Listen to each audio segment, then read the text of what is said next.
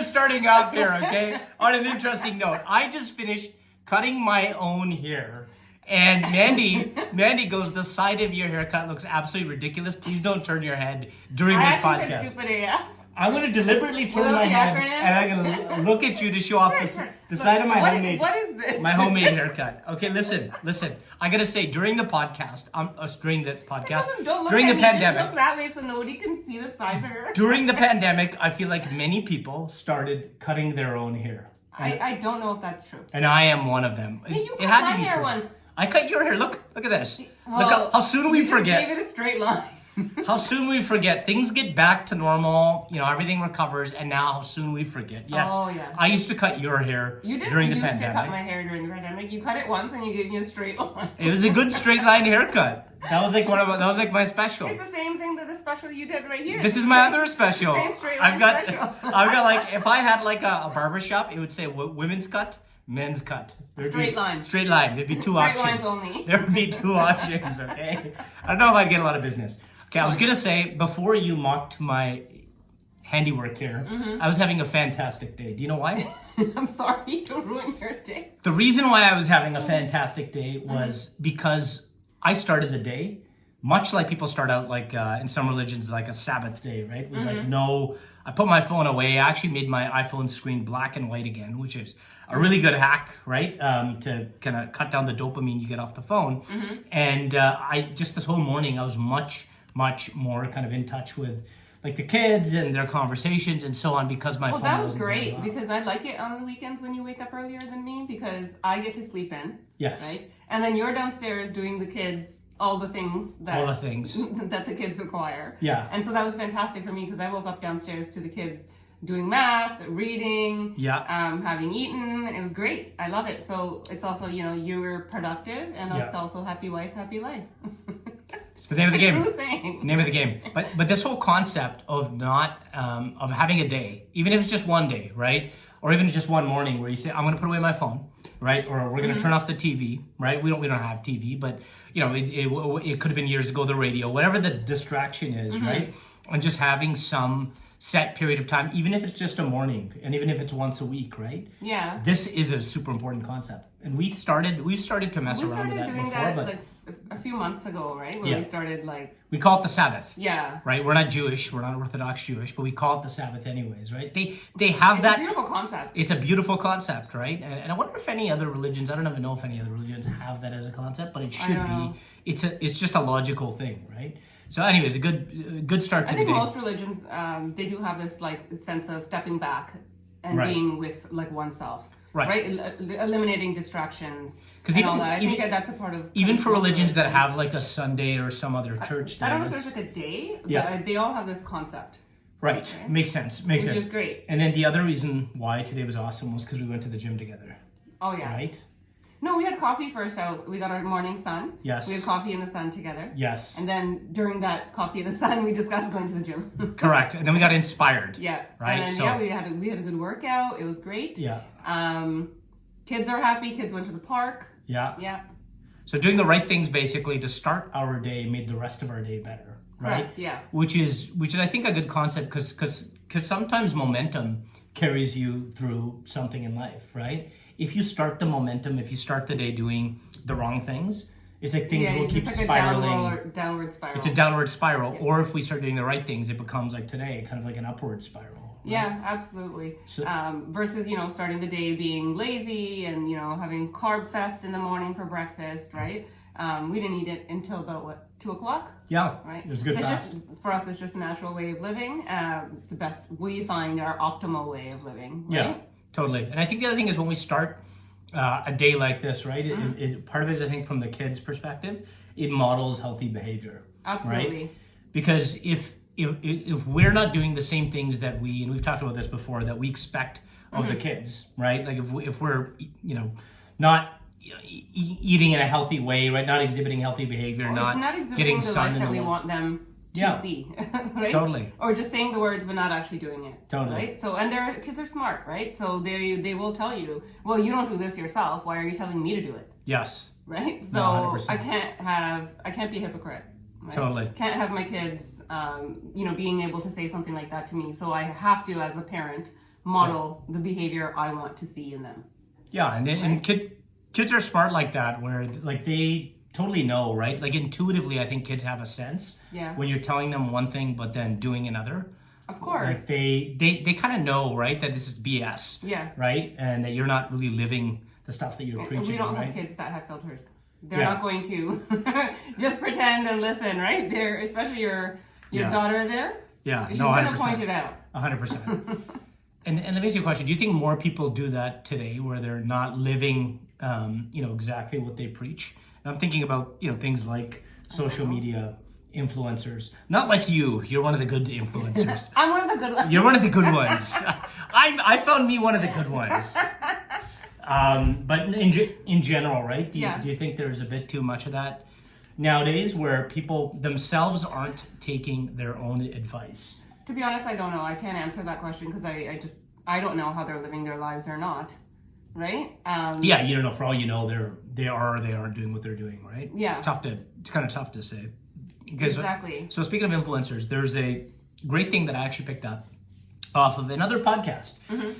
Yes, there are other podcasts besides the Keeping Up with the Kandolas podcast. One of the second or third place podcasts. So anyways, it was really interesting point about counting down the number of weeks you have remaining in your life and how this can be. It scares a lot of people to think about that, right? I know, it can be a motivating factor to it schedule can be, things. Yes. And really the point that was made here was thinking about in the context of kids and weekends, right? And time that you get to spend with kids. Okay, but this is the thing that I talk to you about all the time and you're like against me. Am I against you? Yes, because I'm like, well, we only have 18 summers. Yes. Right? We only have 18 summers. And we just talked about that a few days ago, right? Right. And you were like, well, that's okay. Don't worry. We can enjoy those summers at home. Well, we have less than 18. I'm saying when you start from zero. When you start from zero, exactly. Right? And I'm like, I want to maximize it. And your definition of maximizing is different than mine. Okay, so what is your definition of maximizing the summer? Let's have it out right now on the podcast. So I'm saying, I'm not saying spend,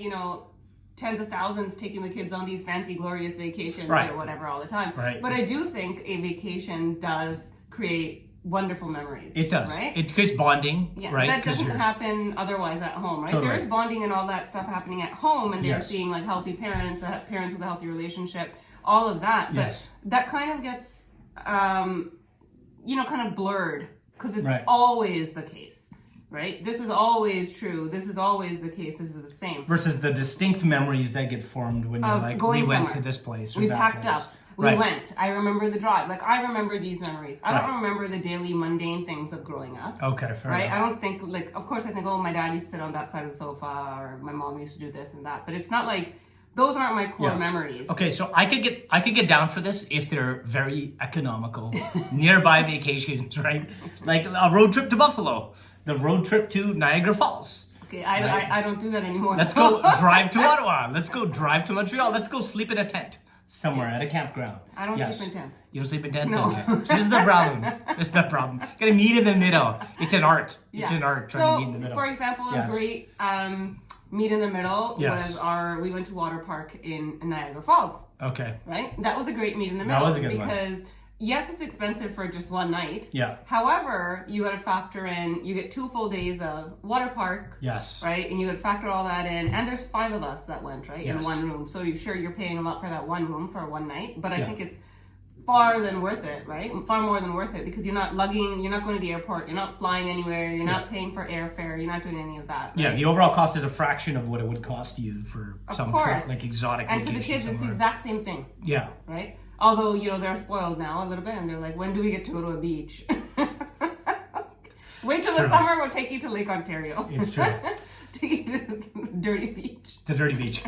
So back to the point about counting down, I guess, time. How do you feel about the idea that if we were to actually put up a calendar on the wall, that one of those things that you shade the number of weeks, because it'll force me to come to terms with. No. You think you find it pessimistic, like counting down? I do. I was like, I don't want to count down my life. It's less about counting down your life. To me, it's more about counting down the.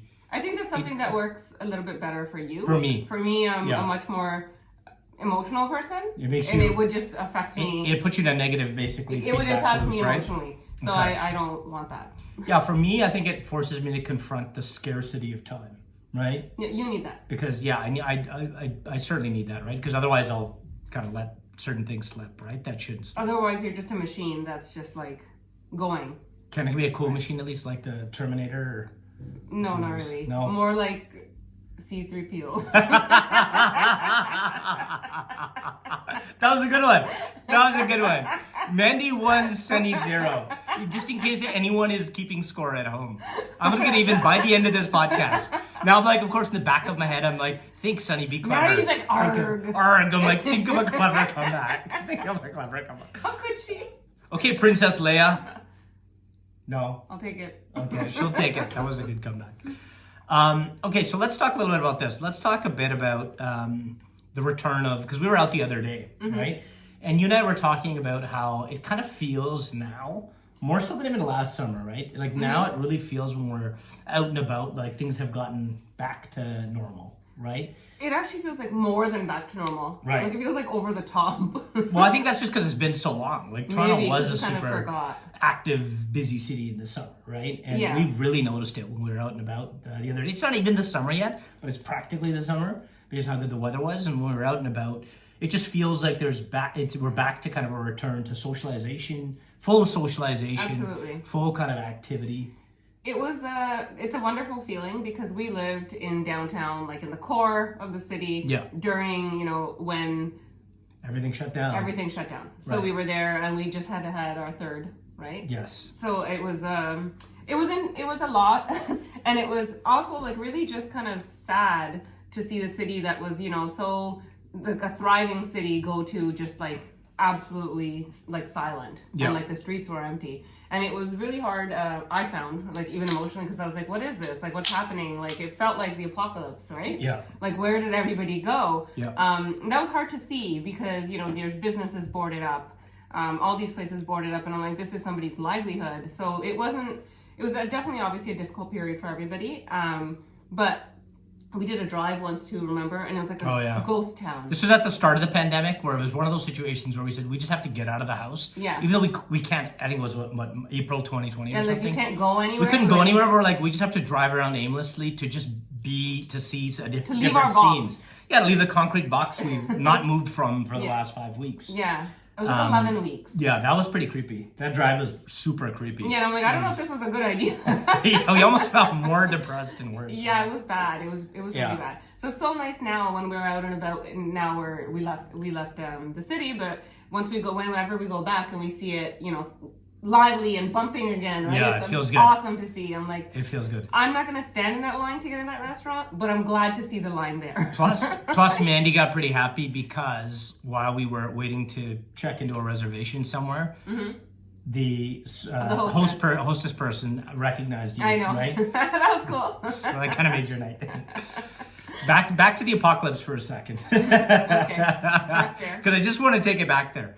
We have to get into this whole nightmare. This horror movie thing. Why do you like watching? I don't watch horror movies. What are you talking about? No, okay, but you will sometimes watch certain programming.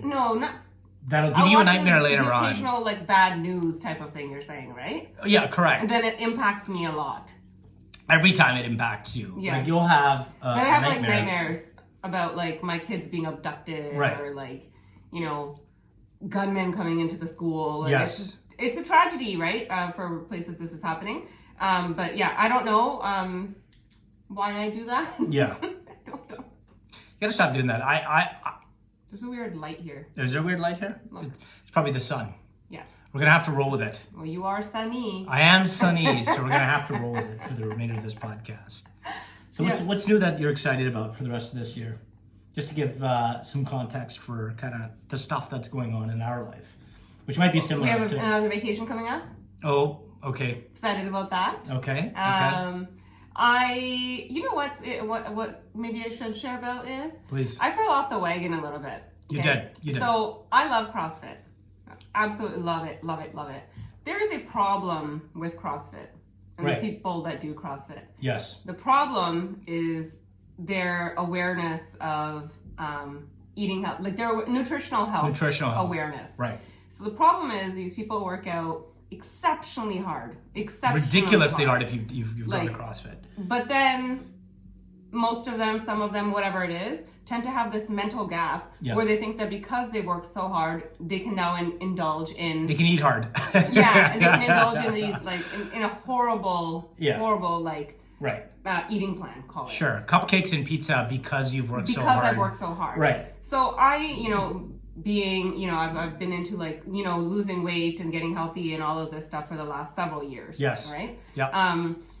And working out casually, but then I looked actually better. Yeah. And felt better. You did. Then I started CrossFit, which I love, and I think I look and feel great. Yeah. But I slipped, right? Because I fell into this mindset where I worked hard, so I deserve that cupcake or that Big Mac meal. No, I don't. Right? Because my insides don't deserve that. Nobody's insides deserve. It's not fit for human consumption, right? It's not. You deserve the best, most optimal natural ingredients, not processed crap. Right? Yeah. No one deserves it. I ended up gaining weight. I put on probably 8 pounds, right? And it's a lot, right? And you can see it on my face a lot. Now I've been working for the last probably 4 or 5 days. I've cleaned up my act, and I'm like, okay, stop it. This is a bad mindset. This is not what is suitable for your body. It doesn't work for your body, right? And frankly, it doesn't work for most people's bodies. Totally. Right? And so I cut it out, and I've been having boiled eggs every day. Yeah. Because eating is, the way I always felt about eating was it shouldn't be something, well, other people might not agree with this, but for me, it's not an activity. Right? It's not a thing, an event to be celebrated. It's sustenance. Right? And doing what's best for your internal health. Right? I don't want cancer. Yes. Right? I don't want type 2 diabetes. Right? So this is just important for me, and I just want to share that I'm back. Like, if you guys go back to our first podcast, which was maybe 3 weeks ago, I looked significantly different. Right? Sure. And I'm not starving myself. I'm eating, but I'm just eating what my body needs and what is healthy versus indulging. And cutting out the stuff that isn't healthy that your body does not need just because, just because in a sense might have felt like you can because... Or it's like, oh, look, I did a badass workout today. I deserve this croissant. No, I don't. Yeah, and you're actually raising a good point too, which is that everybody has their own formula and balance. And everybody's body is different too. Everybody's body is different. We are very different. Genetics are different, right? Yeah. Gender is different and so on, right? So different hormones, right? Yeah. Different kind of work and life considerations, right? And so oftentimes the advice that works well for a given person might not work well for the workout style. You have to find what works for you. Totally. And I know that this is what works for me. Totally. And I think that what is true though is that there are certain principles that are kind of true for everyone. And then it's like, okay, I have these 5, 6, 7 different principles, right? On diet, I have these 5, 6, 7 different principles on working out, right? Now I got to figure out within my own lifestyle, which of the principles am I able to best incorporate that give me the best results. Yeah. So I think the principles are universally true. We're always talking about the 3 levers, right? The 3 levers. CR, TR, and DR, right? Which is calorie restriction, dietary restriction, and time restriction. So let's talk about each of those for a minute. Pull at least one. Let's maybe just break that down for people a little bit, right?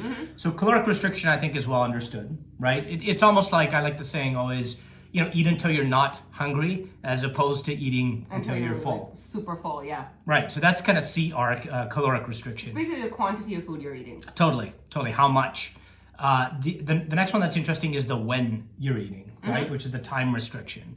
And to your point, for you, it's a longer fast that you find makes sense for your body, right? Call it 20 hours every single day, and then kind of eating everything in, say, the remaining 4 hours, right? Yeah. For me, it's more like 18 and 6 or 16 and 8, right? Yeah. Somewhere there, and everyone will kind of have their own balance, but the when, right? The when to eat, the time restriction. And then the last kind of lever that you just talked about there is, I guess, the DR or dietary restriction, the what. Yeah, what are you eating? What are you eating? And that to me is the simplest way to think about it is you cut out all the processed foods, you cut out all of the refined sugars, right? And you cut out all these vegetable seed oils, right? Yeah. Like canola oil, soybean oil, sunflower oil, safflower oil, which, I think a lot of people know at home, like, hey, don't dump a bunch of canola oil into what you're cooking. You're better off cooking in, say, ghee butter or extra virgin olive oil. They're aware of that, but I think they miss the fact that prepared foods, whether they're, it could be the finest restaurant, right? Wherever, it's going to be the same thing. They're going to be dumping in the cheap soybean oil and canola oil into that food. And I think that's what tends to get people is kind of lack of awareness, right? Yeah, so we've been now like trying to experiment, like, because we go out, we like going out. We're not going to eat at home, like we do eat at home most of the time, but still, we still enjoy going out to restaurants and bars or whatever all that is. So we try to find the perfect we try to find the meal that works on the menu, and there is usually one. There's usually an option or two, At least a few options, right? Like for example, the other day we went out, we had burgers with a lettuce wrapped burger. Correct. Right? And there's really like, what else is going in there? Right? It's just pretty much 100% ground beef, right? That goes on a grill without usually nothing added, right? So yeah, so we had that. We had a couple of like appies of eggs, like beef carpaccio, which is also like just raw, right? Eggs tend to be pretty safe always. It's tough to mess up eggs, right? Yeah. So those types. But then we got to the point in our date that night. We were out there already for 4 or 5 hours because we started earlier. We had a couple of these appies and, lettuce wrap burger and stuff. And then we decided, we sat down at our third spot of the night and the food was all very kind of processed. Yeah. We looked at the menu. And we're like, we both kind of looked at each other like, we'll just have, a just have like a drink or two. And then we'll go home and eat now. Because at that point, you've kind of, it's diminishing returns have set in at this point anyways, right? Because we've been out for 4 or 5 hours. Is there a need really? Yeah. Right? Like we have kids at home. We got to wake up and be functional tomorrow morning. Totally. Might as well just go home we enjoyed our day. Now we're going to enjoy our dinner and then. Yeah, that's a great principle that we're. Senior citizen date night.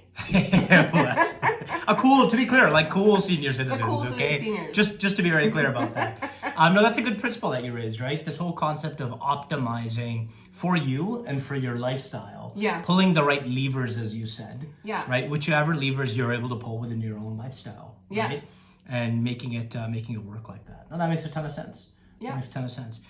One of the things I think on that people beat themselves up on too a lot is they're so focused on trying to make a comparison to someone else, right? When they think about their own kind of fitness or diet goals, as opposed to being the best version kind of themselves, right? And comparison is a thief of joy. That's a great point. Did you come up with that one yourself? No, I didn't. Okay. I've read it before somewhere. But I think comparison is the thief of joy. Is the thief of joy when comparison to others. To others, right? But I do think it's very healthy when you think about it like comparing to yourself. So someone actually made this. But you absolutely should compare to yourself. Totally. Right? Like you want to be better than the person you were yesterday. Number one. Your only competition should be yourself. Number two, I think most people are able to at some level visualize, almost like you're watching a movie, a version of yourself that's far better, far more capable, far more disciplined. The Terminator version of you? Basically, it's the Terminator version of me, right? Somebody that is the Terminator version of C-3PO, right? No, it's a version of yourself, right, that absolutely does everything right. And so I guess, some people might be put off by this. They might say, hey, I'm not a perfectionist, right? And so I don't find this appealing, what you're saying right now, Sonny, right? Yeah. For me, who knows, maybe psychologically, I do have a bit of this perfectionist syndrome, right? But for me, when I think about it as myself... Can you apply that a bit to your home life? Maybe to closing the kitchen cabinets. No, because this version of me that I see only does the things that I value very, very well, okay? Okay. Just to be clear, I'm imagining this person. So that's why you're being a perfectionist in other areas in your mind while you're leaving the cabinets. Correct. While I'm leaving. In fact, that's why I leave the cabinets open. Okay, because I'm doing all of this type of thinking. Okay? Busy perfecting every other area. In my head. In my own head. Correct. Okay, go on. So anyways, I think that's pretty motivational, right? Or it might be anyways for people. I find that motivational. Yeah, I agree. Totally. I think there's always room for self-improvement, right? And it's just an awareness of what do I need to do? What are the steps I need to take, right? And it doesn't have to be an overhauling of your entire life. True. It's small things, right? Like small little things, like maybe can I, for example, if somebody's trying to lose weight or something, right? It could be like, well, instead of having breakfast at 9 a.m., what if I push it till 10 or 11? Like those kind of small things, baby steps, right? No one has to go from 0 to 100 overnight, right? Totally. And I think one of the other things that helps with that's probably a general principle worth throwing out there, right, is, and we've all heard it, right? The people that you surround yourself with on a regular basis, if they are positive people, if they are people that are trying to work on improvement. And it doesn't matter even in to any me sort of sense where they are on the journey. They could be earlier in the journey, but if they have the same positive attitude of getting better every single day, I think that totally encourages you. Right? It does. Because there've been many times people where that just understand that you're on a journey. Totally. Right? And then they're supportive of your journey, whatever that journey may be. I think it's so important to have those people in your life, right? I have like a new group of people like that in my life, right? You know what? Just share a bit about that, because I'm going to fix the lighting right here, the gap. But keep talking So I have about like a bunch of new people in my life through my CrossFit journey that are absolutely wonderful, and I can't now like imagine my life without, because they create such a positive impact. And we're all in different stages of life. Most of them are 10, 15, 20 years older than me. But, it's still... Okay. But honestly, I love them so much, tell them all the time. Like, they're such a key part of my life and my personal development, which I could have never forced... Okay, it's getting a bit dark, Bob. Okay. That's good. Okay. That's good. It's here, but it's lower. Yeah, no, it's all good. Anyways, just want to share that. Like, you never discount new relationships. I hate that phrase, the no new... Okay, whatever. Yeah, the whole no new friends, right? Yeah. I think that's a horrible way of living, right? It is. It's like always new friends. Always new friends. Provided that they're, the type of people that are positive people, right? That want to help. There's always room for more. I agree. And you never know, like, it doesn't matter their age or where they are or how they look, right? All that depends. All that matters is that they're creating a positive impact in your life. And to that point, I'm thinking about actually a story. Remember the great friends that we made on vacation? Oh, yeah. We were in Positano. Yeah. Right? And a lot of it, I think, is just if you have that mentality, you're going to be more inclined to meet other amazing people, right? That happen to have the same mentality. That's a funny story, though, actually. So that is a good story. We were sitting in Positano, like at this restaurant near the beach. Yes. We're having dinner, and I'm ordering, and I can't speak Italian. And most places that was fine, but the waiter we happened to have that day was his English wasn't that great.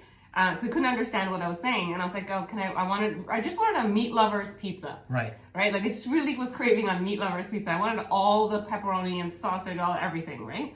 So I was like, "Oh, pepperoni," and he's like, kept asking me which color. Yeah. And I was so confused. I'm like, color? What are you talking about? He's like, no. And we kept going back and forth. I'm like, no, like just pepperoni. He goes, yeah, which color? Like red, green, yellow. And I'm like, what? I was so confused. Remember, like, we went back and forth for a few minutes. Yeah. And the couple sitting next to us, they are like, okay, we're just going to have to interrupt here because we are dying listening to this exchange. Right. She goes, pepperoni means like... and she spoke Italian. She was Italian. She's Italian, right? She's like, pepperoni means like bell peppers in Italian. So that's when you color bell pepper. And you're telling me you want pepperoni. And she goes, we just have to like interject here. Yeah. Anyway, so that couple, we ended up all like laughing so hard. And then hanging out the rest of that night. So then we're like, we just join our tables together because it was like those 2-seater tables. So we ended up having dinner. Then we ended up together till like 3 a.m. and we were just, it was just a blast the whole night. We hung out together the whole night. Now we just saw them. They were from Jersey. Jersey, yeah. Yeah, so we were just in New York a couple of weeks ago, and then we met up with them, and it was the same like fantastic energy, fantastic time. Yeah. But it goes to show you that when you're open and like friendly and open to new experiences, you can meet like some amazing people. Because otherwise, how would we have ever met these people, right? Yeah. There's so many people in the world that you don't have to be glued to just one bubble. Totally. Right? It doesn't have to be your bubble. Be willing to expand it. Totally. Right? And just like how we started off this podcast talking about how even when you start your day, if you start your day kind of quote unquote doing the right things, right? Being in the right frame of mind, you almost like tilt the probabilities. Remember how we talked about a snowball effect kind of downwards or upwards, right? You tilt the probabilities in your favor. And it's kind of like the same thing, right? It's like when you're out socially, if you have the attitude, like you said, like a welcoming attitude, right? That I want to be welcoming, I want to be positive, and I want to meet other people, you're much more likely. It won't happen like every time, right? But out of 10 times or 100 times, it might happen 50 or 60 of them, right? Versus 0, right? And that ends up making, when you carry yourself with that attitude every single day, I find that it kind of multiplies. The cumulative impact, right, Absolutely. of that ends up being amazing. So well, there's definitely. like examples of that. Like for example, at our local grocery store here, Right. I know everybody who works there, and they all know me. They're Sure. like, "Hey, Mandy," and we don't live in like a small city, Yes. right? Yes. And it goes to your like the point of being approachable, being friendly, Yes. talking to people, right? Because these Yeah. people, like, you know, it's the same cashiers I'm seeing all the time, right? But most people, I guess, will just see it as transactional, right? And I'm like, well, meanwhile, I'm just there. I'm like, hey, how's it going, Samantha? How's your day? Right. And that just changes her entire day versus just being like, which a cog in the wheel, which right? improves your day as well. Mine too. Right. Then I get happy, Right. Because I'm like, oh, such a nice, like, it's a mood lifter. Yeah, you Right? now turned something that for anyone else would be a mundane thing, getting groceries. It's fun. Because your attitude, you've turned it into a fun thing. You're like, I'm hanging out with my friends. Exactly.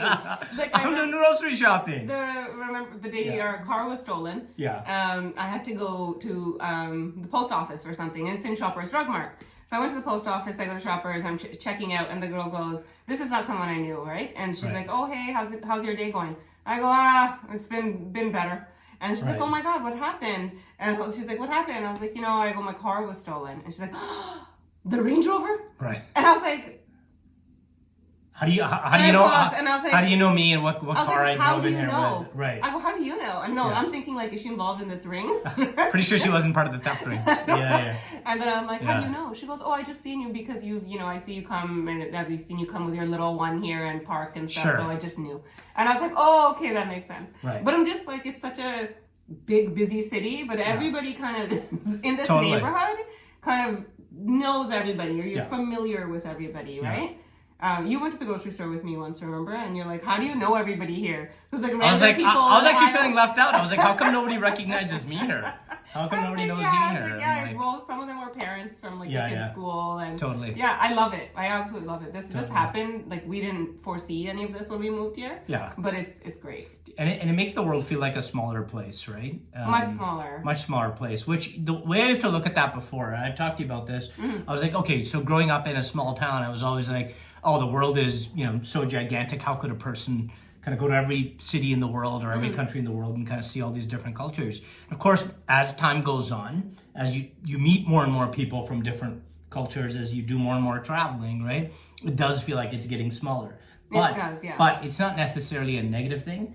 It's in a great. sense, it's actually a positive thing. Well, now we have friends in like multiple countries, multiple like cities, right? It feels good. Awesome. It feels good. It feels kind of more hospitable, right? Like you got more places to go. So. And we tell them too, like, when you guys are here, come stay with us, right? It's like, it's awesome because I think you meet like wonderful people that way when you have an open mind. Totally. Right. Awesome. Well, that's probably a great way to end off. All right. On that as a thought. So keep being positive, keep guys. Keeping up. Keep keeping up. Peace.